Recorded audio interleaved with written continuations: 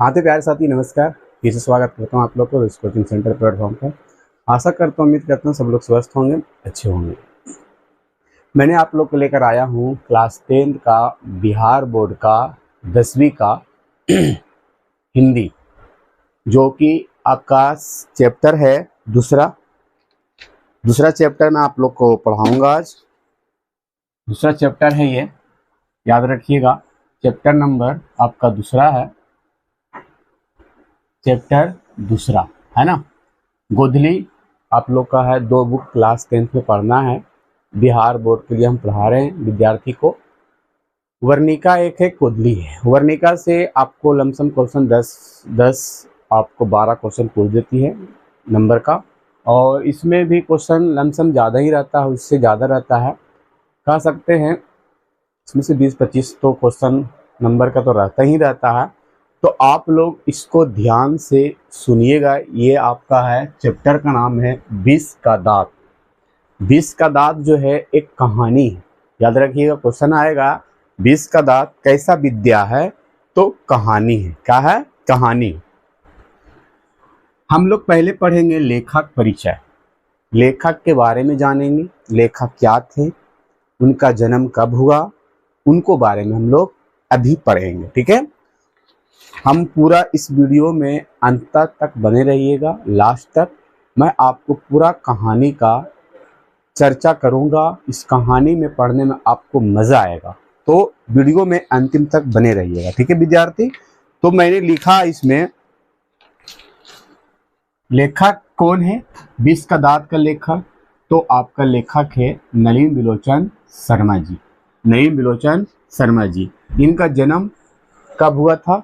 इनका जन्म हुआ 18 फरवरी 1916 ईस्वी में पटना बदरघाट में। याद रखिएगा, क्वेश्चन बनेगा कि ललिन बिलोचन शर्मा जी का जन्म कब हुआ था, तो 18 फरवरी 1916 ईस्वी में हुआ था। और कहाँ हुआ था? तो पटना बदरघाट में हुआ था। ठीक है, याद रखिएगा। पिता महोपाध्याय पंडित रामावतार शर्मा जी, याद रखिएगा। इनका पिताजी का नाम ये रहा। माता जी का नाम था रत्नावली शर्मा जी। ठीक है, रत्नावली शर्मा। ठीक है, याद रखिएगा, शर्मा कहिएगा। और प्रमुख रचनाएं क्या थी इनकी? प्रमुख जो भी आपको पूछेगा कि नलिन बिलोचन शर्मा का प्रमुख रचनाएं का दे सकता है आपको। दृष्टिकोण है, एक साहित्य का इतिहास दर्शन है। दूसरा एक मानदंड है, एक प्रेमचंद्र है, जो ये प्रेमचंद्र उपन्यास है, याद रखिएगा। संत परंपरा और साहित्य, ये आपका जो है इनका प्रमुख रचनाएं हैं जो लेखक ने लिखे थे, नलिन बिलोचन शर्मा जी ने। यह कहानी जो है विष के दांत तथा अन्य कहानियों नामक ग्रंथ से लिया गया। याद रखिएगा, विष का दांत कहाँ से लिया गया? अन्य कहानियों नामक ग्रंथ से लिया गया। अन्य कहानियों ग्रंथ नामक ग्रंथ से लिया गया। विष का दांत क्वेश्चन आ सकती है, विष का दांत कहाँ से लिया गया? तो अन्य कहानी नामक ग्रंथ से लिया गया। और भी इसका बातें है, लेकिन एग्जाम में आपको यहीं तक आपको पूछेगा इनके बारे में। लेखक परिचय में आपको यहीं तक बनेगा क्वेश्चन। तो प्यारे विद्यार्थियों, इसको याद रखिएगा, इसको माइंड में रखिएगा, क्योंकि आपको पेपर में हिंदी में 100 मार्क्स में 100 मार्क्स करना है। तो हर वीडियो मैं आप लोग को 3 वीडियो लाऊंगा। इसको पहला आप लोग का पूरा एक्सप्लेन करूंगा, दूसरा आपको लाऊंगा ऑब्जेक्टिव, तीसरा लाऊंगा आप लोगों को सब्जेक्टिव, जैसे कहते हैं हम लोग क्वेश्चन आंसर, उसको आप लोग को लाकर बताऊंगा। ठीक है, और क्वेश्चन आंसर भी आप लोग मेरे व्हाट्सएप नंबर पर जुड़ जाइए। ठीक है, आप लोग को फ्री में आप लोग को नोट्स मिलेगा, कोई इसमें चार्ज नहीं लगेगा विद्यार्थी। नंबर है 7352585902। याद रखिएगा, ये व्हाट्सएप नंबर मेरा है। व्हाट्सएप नंबर, ठीक है, व्हाट्सएप नंबर है। तो आप लोग इस नंबर पर जुड़ जाइए, और कहीं से भी हो, किसी जिला से बिहार के, तो आप मुझे बताइए, मैं आप लोग को free of notes her subject का मैं आप लोग को दूँ। फिर देर नहीं करते हम लोग, इसको हम चर्चा करते हैं। सर इसका निधन नहीं हुआ था क्या? निधन के बारे में देख लेता हूँ। निधन के बारे में इसमें नहीं दिया है, तो निधन के बारे में नहीं दिया है तो शायद नहीं पूछेंगे। जो किताब में रहेगा वही पूछेंगे, और जो नहीं रहेगा वो नहीं पूछता एग्जाम में, ठीक है, तो याद रखना। चलो, ये जो कहानी का इसमें कौन कौन पात्र है इस कहानी के अंदर 20 के दांत में, तो मैं आपको चर्चा कर देता हूँ।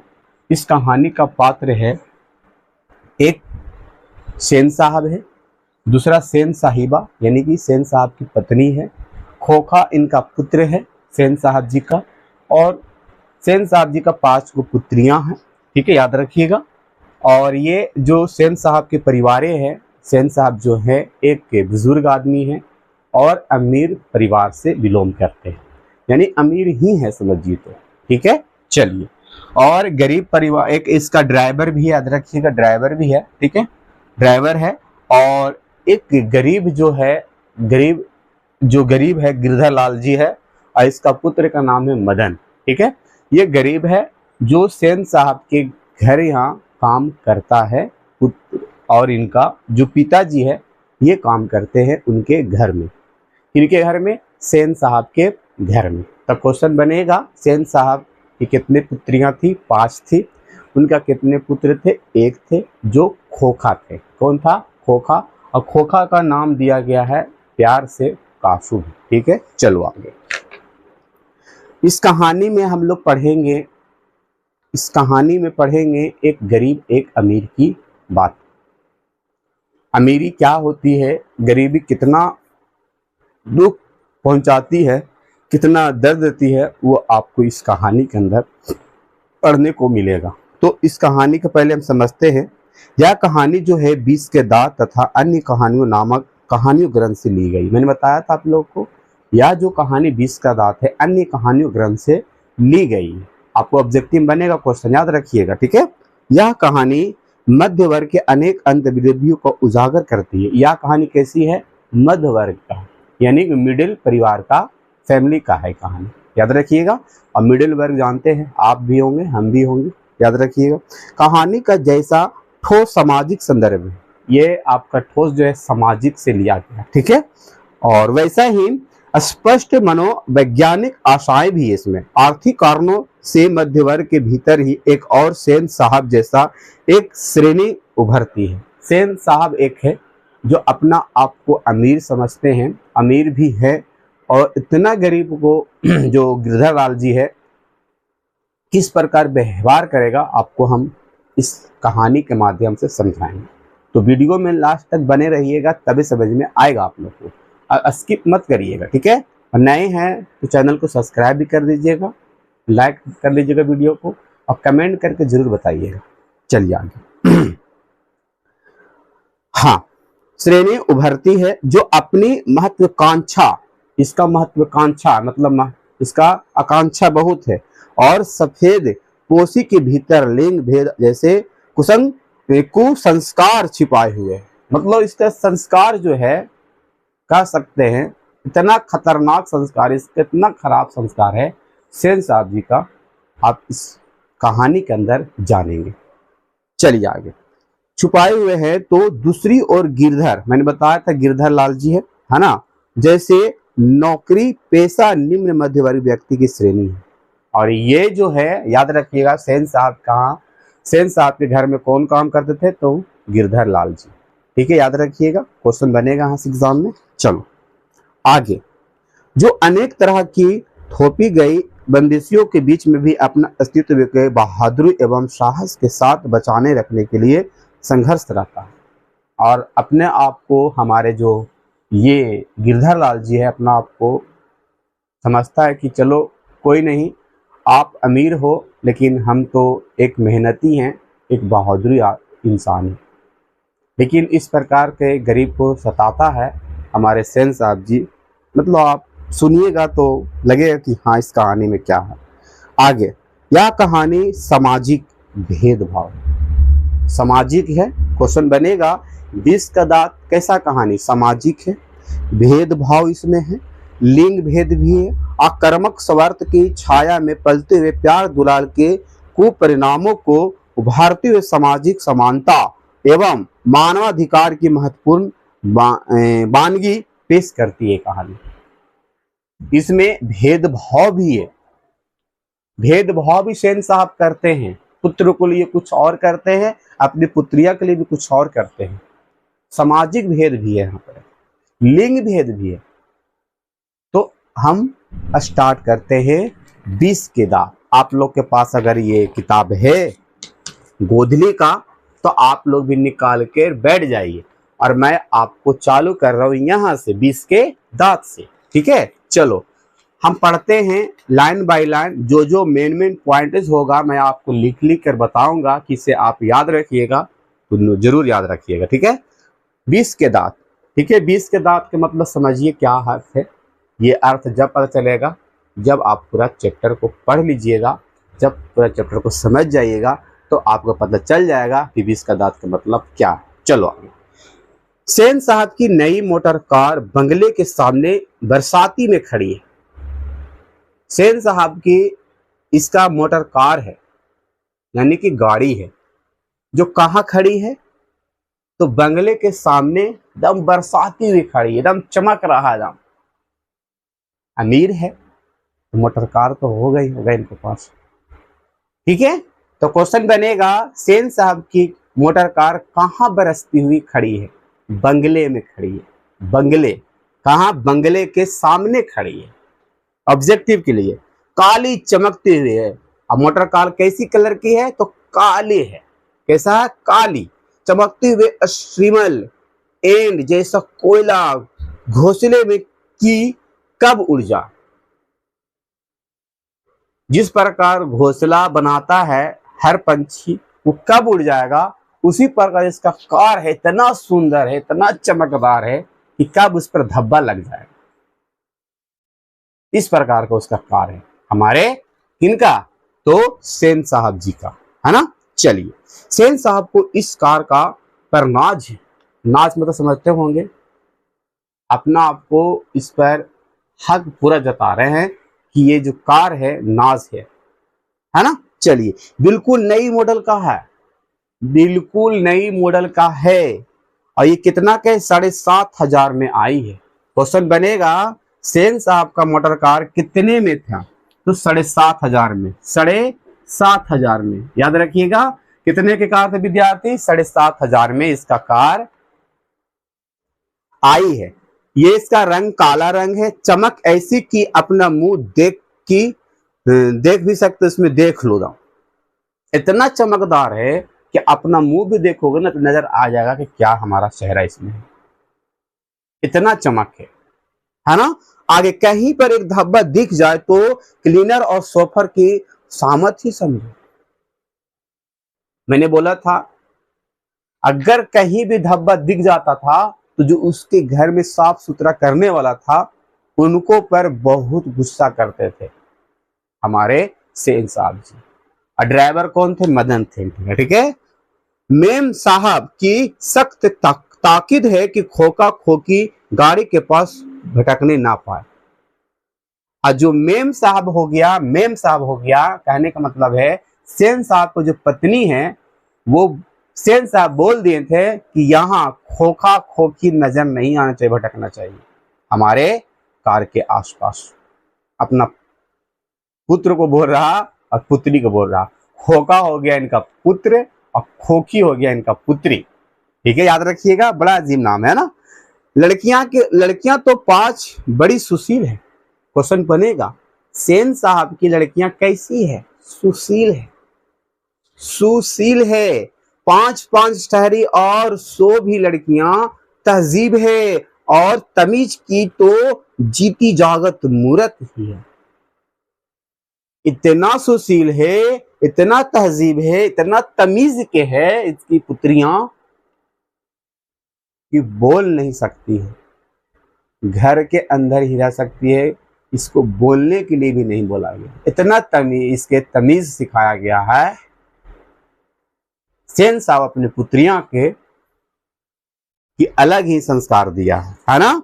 आगे मिस्टर और मिसेस सेन ने उन्हें क्या करना चाहिए यह सिखाया हो या नहीं, क्या क्या नहीं करना चाहिए, इसकी उन्हें ऐसी तालीम दी है कि बस लड़कियां क्या है तो कठपुतलियां है।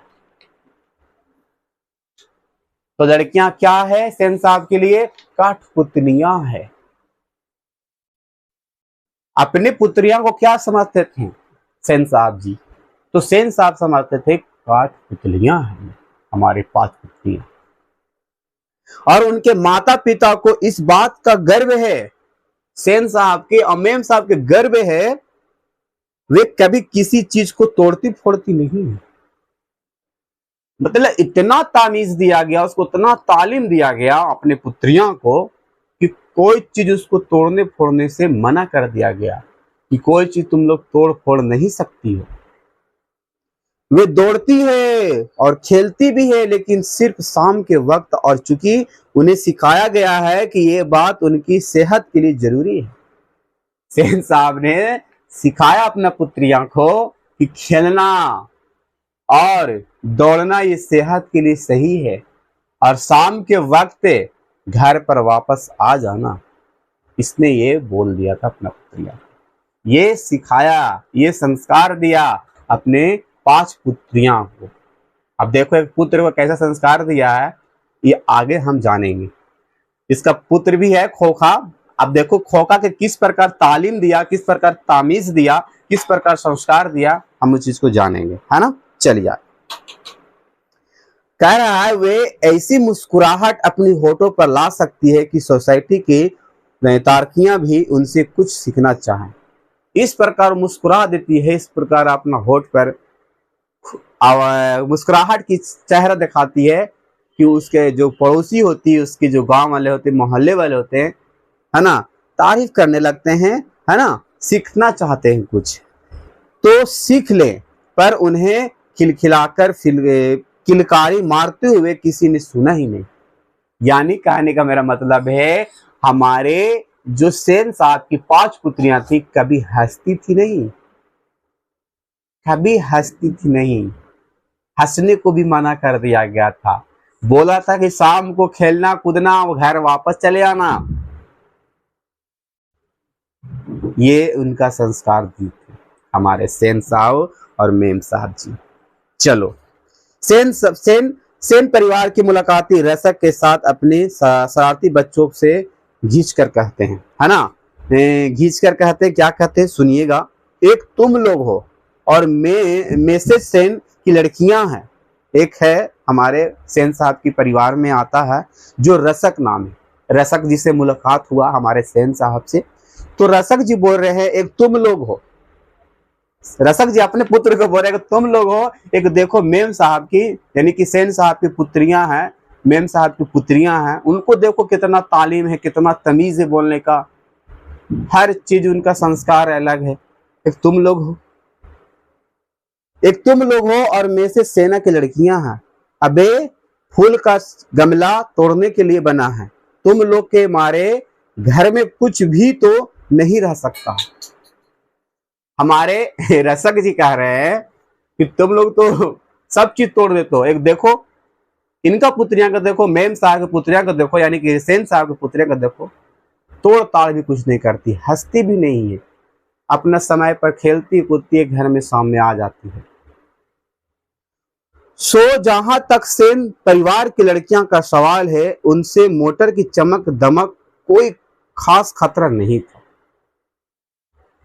हमारे सेन साहब ने तो अपना पुत्रियां को तो दे दिया था संस्कार कि बेटी तोड़ फोड़ चीज नहीं करना है, ना ज्यादा हंसना है, ये चीज नहीं करना है।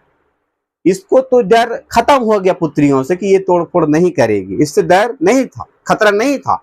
लेकिन खोखा भी तो है, इसका पुत्र भी तो एक है जिसका नाम है क्या, खोखा, है ना, खोखा नाम है। खोखा जो एक ही है जो सबसे छोटा है, और खोखा सबसे छोटा पुत्र। क्वेश्चन बनेगा सेन साहब के सबसे छोटा पुत्र कौन था, तो खोखा था। कौन था, खोखा था। खोखा नौ उम्मीद बुढ़ापे की आंख के तारा है, और ये अंततः जन्म लेता है, कितना कह सकते हैं, ईश्वर से प्रार्थना करने के बाद इनको जन्म लेता है। तो ये कह सकते हैं बुढ़ापे का, कह सकते हैं आंखों का ये तारा, बुढ़ापे का लाठी खोखा ही था सेन साहब के लिए, मेम साहब के लिए भी, है ना। या नहीं कि में से सेना अपना और बुढ़ापे का कोई ताल्लुक किसी हालत में मानने को तैयार हो और सेन साहब तो सचमुच बूढ़े नहीं लगते, लेकिन बुजुर्ग हैं लेकिन बूढ़े नहीं लगते। अब अमीरी लोग के देखते होंगे मेंटेनेंस हर चीज का करता है, हर चीज का, सब चीज को बॉडी का अपना मेंटेनेंस कर रखता है ना। लेकिन मानने लगने की बात छोड़िए, मानने की बात छोड़िए, हकीकत तो यह है कि खोखा का आविर्भाव तब जाकर हुआ था जब उसकी कोई उम्मीद दोनों की बाकी नहीं रहे। ये खोखा जब जन्म लिया था जब उम्मीद खत्म हो गया था मेम साहब को, सेम साहब को, कि अब कोई हमारा संतान जन्म नहीं लेगा, तभी जाकर जन्म लिया, तब जाकर ये हमारे खोखा जन्म लिया था, है ना। ये मतलब कि उम्मीदें खत्म हो गया था दोनों को, सेन साहब को, मेम साहब को, कि अब लगता कोई पुत्री पुत्री जन्म नहीं लेगा, उसके बाद ये जन्म लिया। खोखा जीवन के नियम का अपवाद है। क्वेश्चन बनेगा, खोखा जीवन का क्या है? नियम का अपवाद है। याद रखिएगा, खोखा क्या है? जीवन का नियम का अपवाद है। अपवाद है, अपवाद समझते होंगे आप लोग। जैसे हमारे बीच में लंगड़ा आ जाए, उसे कहते हैं हम लोग अपवाद। जो जन्म में उम्मीदें खत्म हो गया तो जो जन्म ले लिया उसे कहते हैं हम लोग भी अपवाद। ठीक है, तो याद रखिएगा, खोखा जीवन के नियम का अपवाद था, और वह यह अस्वाभाविक नहीं था, वह घर के नियमों का भी अपवाद था। वह घर के नियमों का भी अपवाद था। समझ रहे हैं? आगे आगे क्या है? इस तरह मोटर को कोई खतरा हो सकता था तो खोखा से हो सकता था। तो याद रखिएगा, सेन साहब की मोटर खतरा किससे हो सकता था? तो खोखा से, कि खोखी से, कि मदन से, कि गिरधर से। आपको ऑब्जेक्टिव पूछेगा ये चीजें, तो याद रखना खोखा से हो सकता था। ठीक है, आगे बात ऐसी थी कि सीमा, इनका पुत्रिया का नाम है, याद रखिएगा, इनका पुत्रिया का नाम पूछेगा कि 5 पुत्रियों को, सेन साहब की 5 पुत्रियों का नाम लिखें। तो पहला नाम है पुत्री का सीमा, दूसरा का नाम है रजनी, तीसरा का नाम है आलो, और चौथा का नाम है शेफाली, और पांचवा का नाम है आरती। आरती नाम है, याद रखिएगा। 5 जो हुई तो उनके लिए घर में अलग नियम थे। 5 जन्म ली थी पुत्रियां, तो उनके लिए तो अलग नियम लगाया गया था, लेकिन खोखा के लिए कोई नियम नहीं लगाया गया था। ये खोखा के लिए कोई नियम लगाया नहीं गया था। ऐसा क्यों? अब देखो क्या होता आगे। दूसरी तरह की शिक्षा थी, और खोखा के लिए अलग दूसरे अलग ही उनका शिक्षा थी। 5 पुत्रियां के लिए तो उनका अलग शिक्षा दिया गया था, लेकिन खोखा के लिए अलग शिक्षा दिया गया। कहानी के लिए तो सेनों का कहानी था। खोखा आखिर अपना बाप का बेटा ठहरा। खोखा अपना बाप का ही बेटा ठहरा, उसे तो इंजीनियर होना है। अब बाप कह रहा है, यानी सेन साहब कह रहा है कि हमका बेटा तो इंजीनियर होगा। अभी से उसमें इसके लक्षण दिखाई पड़ते हैं खोखा को। अब देखो कितना छोटा बालक है, और सेन साहब सोच रहे हैं, देख रहे हैं इसके अंदर लक्षण कि हमारे पुत्र जो इंजीनियर बनेगा। इसीलिए ट्रेनिंग में उसे वैसी दी जा रही है, इसको ट्रेनिंग दिया जा रहा है। बात यह है कि खोखा के दुर्लती स्वभाव के अनुसार ही सेनों ने सिद्धांतों को भी बदल लिया था। अक्सर ऐसा होता है कि सेन परिवार के दोस्त आते हैं, सेन परिवार के दोस्त आते हैं सेन साहब के घर, भड़कीले ड्राइविंग रूम में बैठते हैं। याद रखिएगा, सेन साहब को दोस्त आते हैं, एक भड़कीले ड्राइविंग रूम है, रूम वगैरह होगा, बैठते हैं, और बातचीत के लिए विषय का अभाव होने पर चर्चा निकल पड़ती है। सेन साहब बैठे और सेन साहब के दोस्त आए, वो भी बैठे। अब देखो क्या होता है, उसको सुनते हैं हम लोग, है ना। अब देखते हैं क्या होता है दोनों के साथ। तब अब यहां से बातचीत होने का निकल पड़ता कि किसका लड़का क्या करेगा। यही होता है सवाल कि किसका लड़का क्या बनेगा, बड़ा होकर क्या करेगा। ये सवाल होती है दोनों के बीच, दोस्त के बीच और सेन साहब के बीच। तब सेन साहब बड़ी मुलाकता और दूरदिशा के साथ फरमाते हुए कहते हैं, वह तो अपने लड़कों को अपने ढंग से ट्रेन करेंगे, और करेंगे क्या, कर रहे हैं, करेंगे क्या, वो कर रहा, ट्रेनिंग कर रहा हमारे पुत्र खोखा। करें क्या कर रहे हैं, आजकल की पढ़ाई लिखाई तो फिजूल है। क्वेश्चन बनेगा कि आजकल की पढ़ाई लिखाई फजूल है, ये किसने बोला? तो सेन साहब ने बोला था। चीज कह रहा हमारे सेन साहब, आज पढ़ाई लिखाई का जमाना क्या है, फिजूल है, बेकार है। सेन साहब बोल रहे हैं, है ना। देखिए आगे, फिजूल है वह तो उसे अपने तरह बिजनेसमैन बनाएंगे, इंजीनियर बनाना चाहते हैं, या तो बिजनेसमैन या तो इंजीनियर बनाना चाहते हैं। तो क्वेश्चन बनेगा कि सेन साहब अपने पुत्र को क्या बनाना चाहते थे, बिजनेसमैन और इंजीनियर। और इंजीनियर के लक्षण किस में दिखाई देती थी? तो खोखा में देखते थे लक्षण, कौन? सेन साहब देखते थे। आगे अब देखिए ना, सेन साहब कहते हैं खोखा 5 साल का हो रहा है। खोखा कितने साल के हो रहा है? 5 साल के हो रहा है ना। और इसमें लक्षण क्या देख रहे हैं उनका पिताजी? तो देख रहे हैं कि ये हमारे पुत्र इंजीनियर बनेगा। क्या बनेगा? इंजीनियर बनेगा। अब देखिए क्या आगे बनता है, देखते हैं। चलिए, हाँ 5 साल का हो रहा, लोग कहते हैं, क्वेश्चन बनेगा कि खोखा कितने साल का है था? तो 5 साल का। ठीक है, याद रखिए, लोग कहते हैं उसे किंडरगार्टन स्कूल में भेज दो। लोग कहते हैं, सेन साहब बोल रहे हैं, लोग कहते हैं हमसे कि इसको स्कूल में भेज दो। कौन सा स्कूल में भेज दो? किंग गार्डन स्कूल में। बच्चों का स्कूल होता है किंग गार्डन स्कूल, उसमें भेज दो। लेकिन मैंने अभी यही इंतजाम किया कि कारखाने का बढ़ई मिस्त्री 2-1 घंटे के लिए आकर उसके हाथ साथ कुछ ठोक पीट किया करे। देखो क्या कर रहा है, सेन साहब को स्कूल भेजना चाहिए बच्चों को, वो क्या करवा रहा, बढ़ई मिस्त्री को लाकर 2 से 1 घंटा लाकर और खोखा को क्या करवा रहा, ठोक ठाक करवा रहा कि जाकर हमारा आगे जो खोखा है वो बने इंजीनियर। देख लीजिए क्या है, आप लोग समझ रहे होंगे कि क्या बनाना चाह रहा है इनका पिताजी और क्या बनेगा। ठीक है, चलिए, इससे बच्चे की अंगुलियां अभी से औजारों से वाकिफ हो जाएगी। हिंदुस्तान लोग यही नहीं समझते, हिंदुस्तानी लोग यही नहीं समझते हैं। सेन साहब समझते हैं लेकिन हम लोग नहीं समझते हैं। ये अपना दोस्त से बोल रहा है। कहाँ बोल रहा है? तो ये जाकर ड्राइविंग रूम में बैठे हुए हैं और दोनों आपस में बातचीत कर रहे हैं।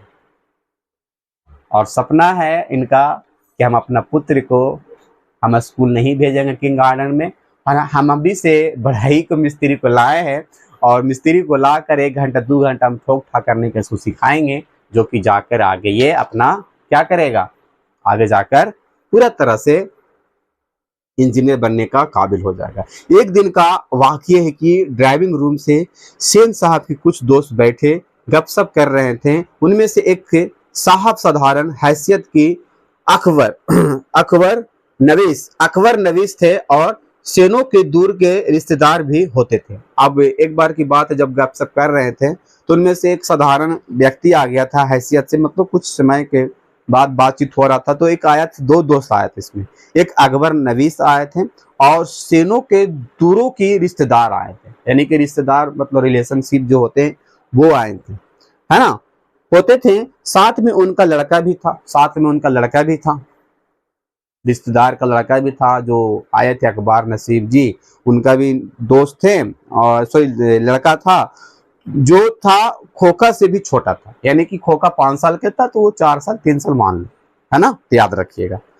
पर बड़ा समझदार था वो और होनहार मालूम पड़ता था। सेन साहब बोल रहे हैं बड़ा समझदार था, अब बड़ा ही होनहार था वो और समझदार भी था, लेकिन खोखा जैसा नहीं था। खोखा का जैसा नहीं था, वह था समझदार और मतलब बुद्धि का था वो लड़का। किसी ने उसकी कोई हरकतें देखकर उसकी कुछ तारीफ कर दी। जो आया था उसका रिश्तेदार का जो साथ आया था लड़का, कुछ हरकत देखा होगा तो उसको तारीफ कर दिया। देखो किसका किया। और उन साहब से पूछा कि बच्चा स्कूल तो जाता ही होगा। इससे पहले कि पत्रकार महोदय कुछ जवाब देते हैं, सेन साहब ने शुरू किया। यानी कि जो आया था रिश्तेदार वो कुछ बोले, उनसे पहले सेन साहब ने बोल दिया। अब देखो सेन साहब अपने पुत्र के बारे में बोलेगा, अब देखो क्या बोलता है ना। सेन साहब ने शुरू किया, मैं तो खोखा को इंजीनियर बनाने जा रहा हूं, मैं तो खोखा को इंजीनियर बनाने जा रहा हूं। और वे ही जवाब देते हैं सेन साहब के, सॉरी, बातें दोहराकर वे थकते नहीं है, बार बार बोलते बात को, हम अपने पुत्र को इंजीनियर बनाने जा रहा हूँ, इंजीनियर बनाने जा रहा हूँ। पत्रकार महोदय, पत्रकार था याद रखिएगा, पत्रकार महोदय चुप मुस्कुराते रहे। जो आए थे पत्रकार महोदय जी वो चुप थे, जो ड्राइविंग रूम में बैठे हुए थे चुपचाप थे, कुछ नहीं बोल रहे, मुस्कुरा रहे हैं। जब उनसे फिर से पूछा गया कि अपने बच्चे के विषय में उनका क्या ख्याल है, तब फिर उन्होंने कहा, जब पत्रकार महोदय जी फिर पूछे सेन साहब से कि अपने पुत्र के बारे में कुछ सोचे हैं, तो फिर बोलते उन्होंने कहा, मैं चाहता हूं कि वह जेंटलमैन जरूर बने और जो कुछ बने उसका काम है, उसे पूरी आजादी रहेगी। सेन साहब इस उत्तर की शिष्ट और प्रश्न व्यंग्य पर एंड कर रह गए। दम मतलब इस प्रकार बोले कि लोग वहां पर शांत हो गए। जो पत्रकार महोदय जी आए थे, अखबार विश जी आए थे, नसीब जी आए थे, रिश्तेदार जी आए थे, सब लोग चुप बैठे, है ना। कुछ भी बने, जेंटलमैन जरूर बने, जेंटलमैन जरूर बने, उसका काम है। तभी बाहर शोरगुल सुनकर सेन साहब उठने लगे। बाहर हल्ला होने लगा। इन लोग ड्राइविंग रूम में था बैठा हुआ, सेन साहब थे, कुछ उनका पत्रकार महोदय दोस्त थे और कुछ लोग थे, सब लोग बैठे हुए थे। और कुछ मिनट के बाद, कुछ घंटों के बाद समझो, बाहर से हल्ला हो रहा।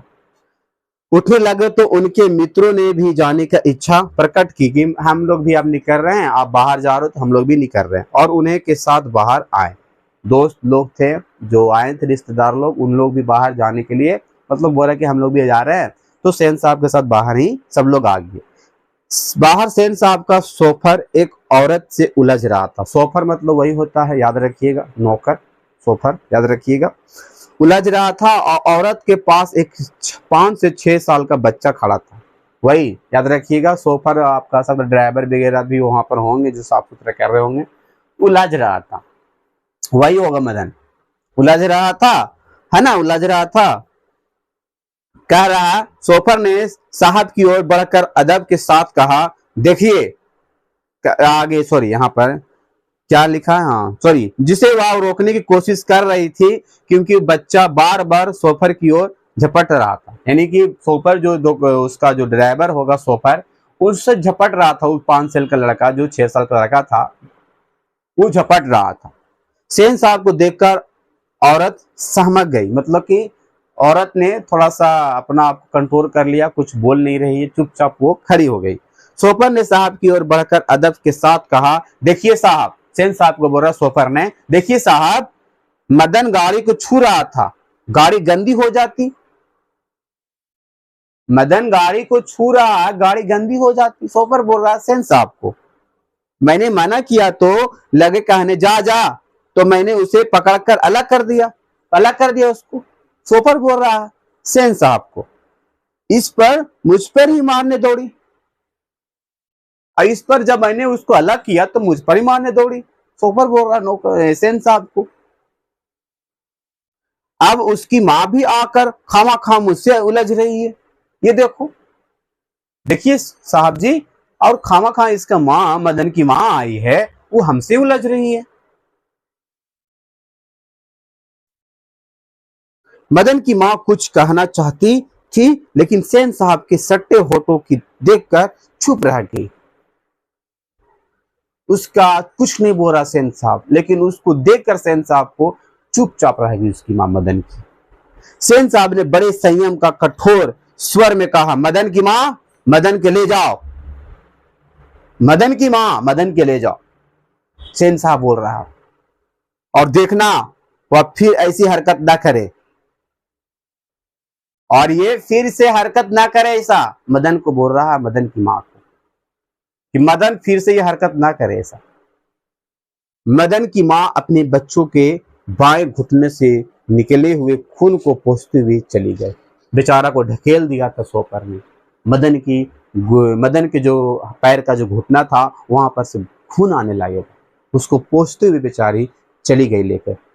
ड्राइवर ड्राइवर था, ड्राइवर था, ठीक है, ड्राइवर ने शायद ढकेल दिया था। सोफर कौन था? उसका ड्राइवर था, ठीक है, याद रखिएगा। ढकेल दिया था, वह गिर पड़ा था। लेकिन एक मामूली की किरानी के बेटे को सेन साहब, किरानी मतलब याद रखिएगा वही नौकर जो उनका मदन जो था, उनका माँ, मदन की माँ बता रहा, किरानी के बेटों को सेन साहब के ड्राइवर ने धक्का दे दिया और उसे चोट आ गई। तो आखिर ऐसा कौन सी बात हो गई, आखिर ऐसा कौन सी बात हो गई, सेन साहब हो गए, किसी को ढकेल दोगे, समझा दो उसको कि चले जाओ बाबू, ढकेल के हटा दो। ठीक इसी वक्त मोटर के पीछे खटखट की आवाज सुनकर सेन साहब लपके। जब ये मामला सुलझा, उसके बाद फिर मोटर कार से ही आवाज आ रही खटखट की। अब देखो को रहा, तो सेन साहब लपक कर गए, यानी दौड़ कर गए। सोफर भी दौड़ा, कौन है भाई, और लोग सीढ़ियों से उतरकर अपनी अपनी गाड़ियों की ओर चले। और लोग जो आए थे, उसका रिश्तेदार आए थे, उनका जो पत्रकार महोदय जी आए थे, वो लोग चले। सभी ने देखा सेन साहब खोखा को गोद में लेकर उसे हल्की मुस्कुराहट के साथ डांट रहे हैं। दूसरा पुत्र को तुम ढकलवा दियो, उसको, अपना पुत्र जो ठोक रहा है उसको धीमा धीमा स्वर में उसको डांट रहे हो, मुस्कुरा के डांट रहे हो। और मोटर की पिछली बत्ती का लाल शीशा चकनाचूर हो गया। क्वेश्चन बनेगा मोटर का पिछला बत्ती का चकनाचूर किसने चूर किया था? खोखा ने किया था।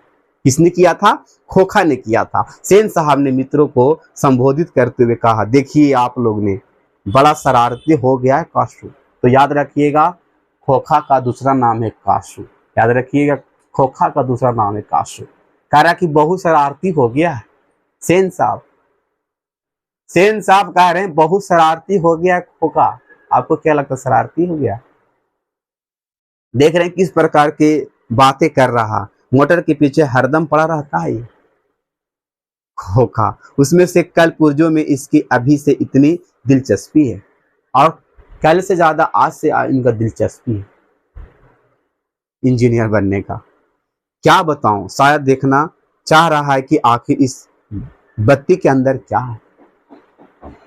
सेन साहब बोल रहे हैं अपना दोस्त पे कि खोखा यही देखना चाहता था कि इस बत्ती के अंदर क्या है, इस बत्ती के अंदर क्या है ना। चलिए अब देखते हैं क्या होता है आगे की ओर। कहां तक हम लोग पढ़े, अंदर क्या है। सेन साहब की खोखा को जमीन पर रखकर अपने दोस्तों के साथ उनके कार की ओर चले। उन्होंने अपने मित्रों को भाव भंगिमा देखी नहीं, देखते भी तो कुछ समझ पाते, इससे शक ही था। मिस्टर सिंह अपने कार के पास पहुंचे। मिस्टर एक सिंह थे जो रिश्तेदार में आए थे, पहुंचे और सेन साहब को नमस्कार करके दरवाजा खोलने के लिए बढ़े और फिर रुके। उन्हें निगाह अचानक ही अगले चक्के पर गई थी, अगले चक्कर पर निगाहें गई थी। उन्होंने नजदीक जाकर देखा, परेशान की हालत में खड़े हो गए। टायर बिल्कुल बैठ गया था। वही इसी का हरकत होगा, खोखा का हरकत होगा। शायद पंक्चर हो गया था। सेन साहब भी अब आगे बढ़ आए और कुछ झिझकते हुए बोले, कहीं ऐसा तो नहीं है कि कासू ने हवा निकाल दी हो? ड्राइवर जरा दूसरे चक्का भी देख लो, देखो तो दूसरे चक्का में भी निकाल दिया क्या? और पैम ले आकर हवा भर दो इसमें।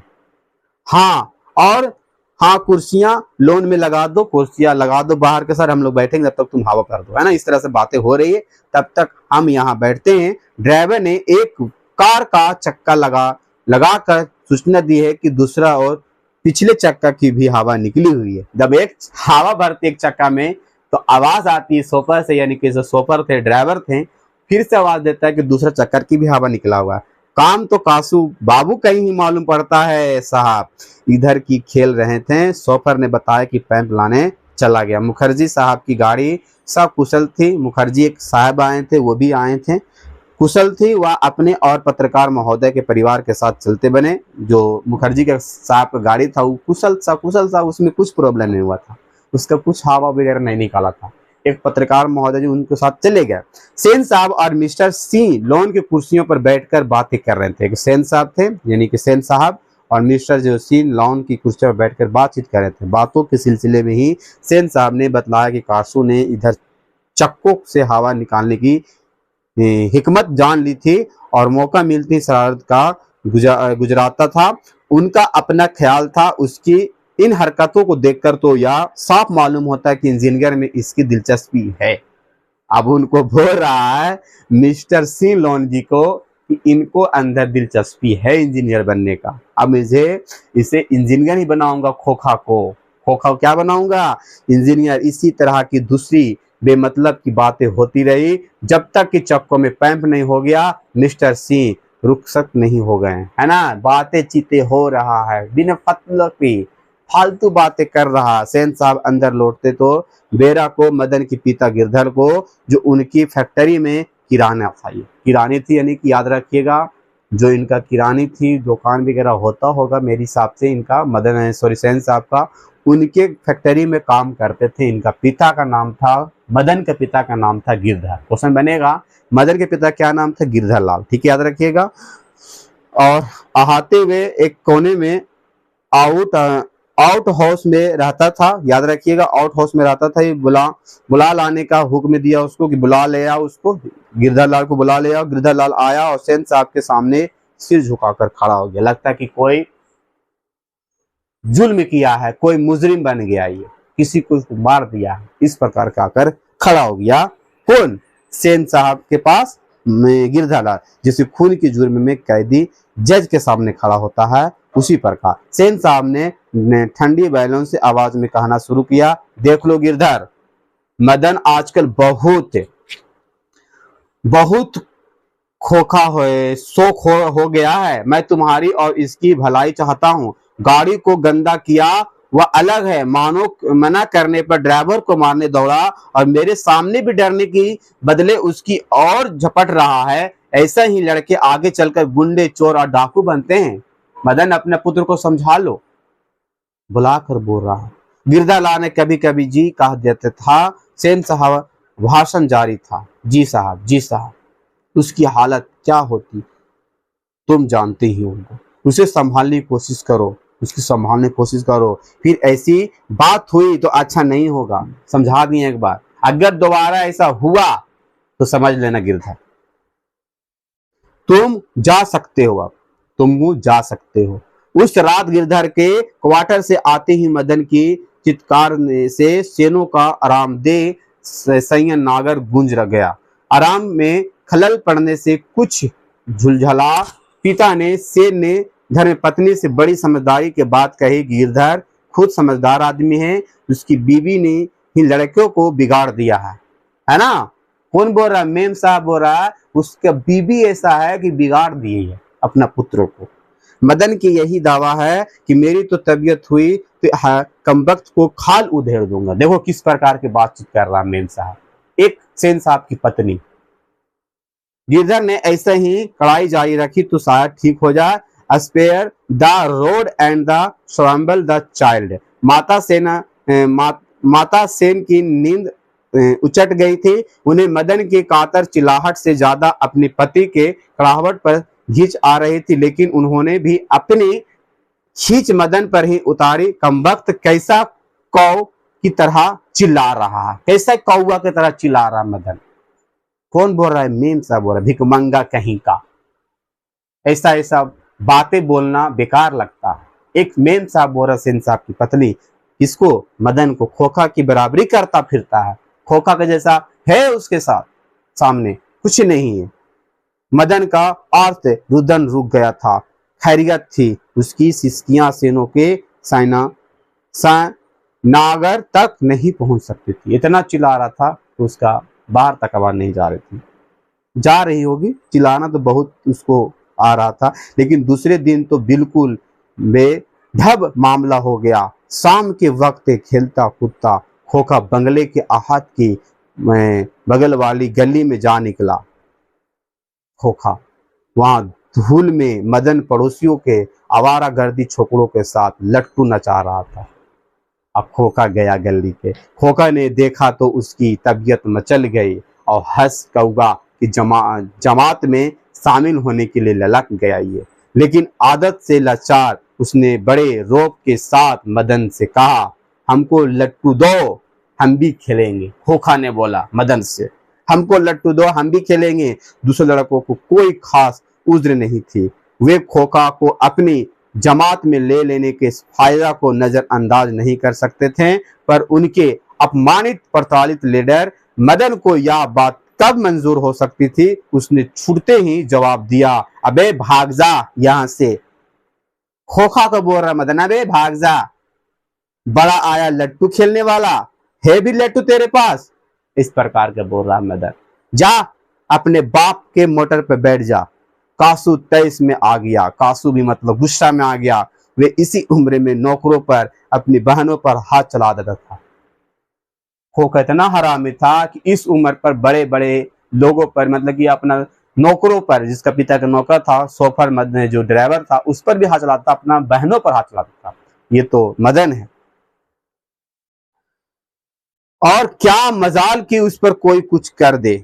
उसने आवाज देखा न था, मदन को एक घुसा सिर दिया। एक घुसा मदन ने, खोखा ने मदन को मार दिया, है ना।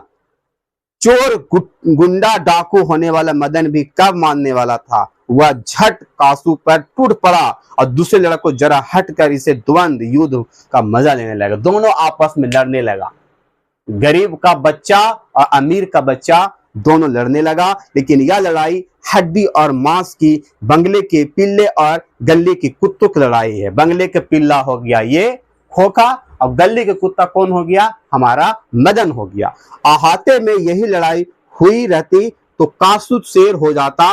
वहां से तो 1 मिनट बाद ही वह रोता हुआ जान लेकर भाग निकला। फिर वहां से कहा, घर की ओर चला गया। महल और झोपड़ी वाले की लड़ाई में अक्सर महल वाला ही जीतते हैं, पर उसी हालत में जब दूसरे झोपड़ी वाला उनके मदद अपने ही खिलाफ करते हैं। लेकिन बच्चों ने इतनी अकल कहाँ है, बच्चों में क्या इतनी अकल है, इसका खिलाफ कर दिया। उन्होंने ना तो अपनी दुर्मनीय लीडर की मदद की, ना अपनी माता पिता की मालिकों को लाडले की। हाँ, लड़ाई खत्म हो जाने पर तुरंत ही सहमत हुए, तितर बितर हो गए। सब लोग लड़ाई जैसी हुआ, जितने बच्चे थे तितर बितर हो गया, अपना अपना घर चला गया।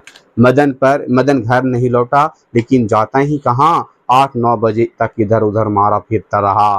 फिर भूखी लगी तो गली के दरवाजे से आहिस्ता आहिस्ता घर में घुसा। उसके लिए मार खाना मामूली बात थी। डर था कि यही कि आज मार और दिनों से बुरी होगी, लेकिन उपाय ही क्या था। वह पहले रसोई घर में घुसा। मां नहीं थी। बगल के सोने वाले कमरे में बातचीत की आवाज आ रही थी। उसने इम्तिनान के साथ भरपेट खाना खाया।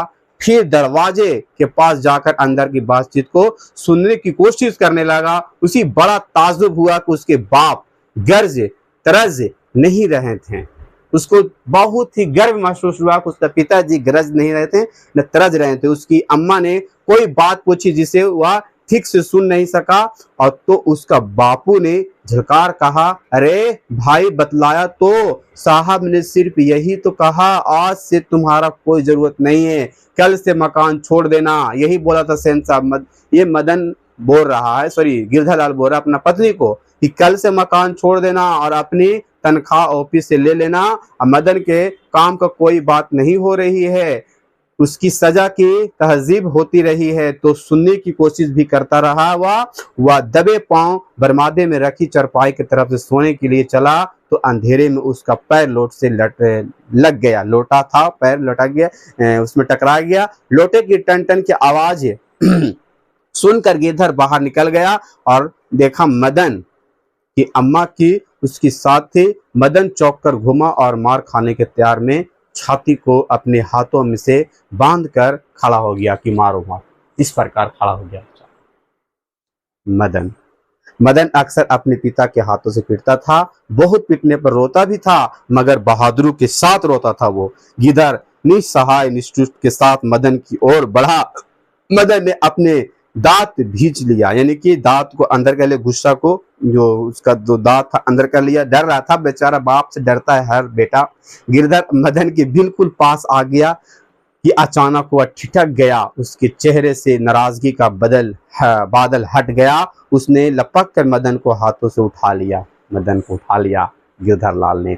मदन हक्का बक्का अपने पिता को देख रहा था, उसे याद नहीं उसके पिता ने कब उसे इस तरह प्यार किया था, अगर कभी किया तो गिरधर उसी बेपरवाह उल्लास और गर्व के साथ बोला उठा, जो किसी के लिए भी नौकर निकाले जाने पर ही मुमकिन हो सकता। शाबाश बेटा शाबाश, उसको शाबाश किया, एक तेरा बाप है और तूने तो वे खोखा के दो हाथ तोड़ा। हा हा हा हा हा, हंसने लगा। इस प्रकार की कहानी है, अमीरी गरीबी की है। तो आप लोग समझे होंगे, ये पूरा चैप्टर को फिर से देखिए आप लोग वीडियो को, और अच्छा लगे तो जरूर इसको कमेंट करके बताइए विद्यार्थी। अगला चैप्टर में लाएंगे इसका ऑब्जेक्टिव, आप लोग का सब्जेक्टिव। तो वीडियो में लास्ट तक रहिएगा और इस वीडियो को पूरा शेयर करिए। लव यू बच्चों, लव यू, बाय।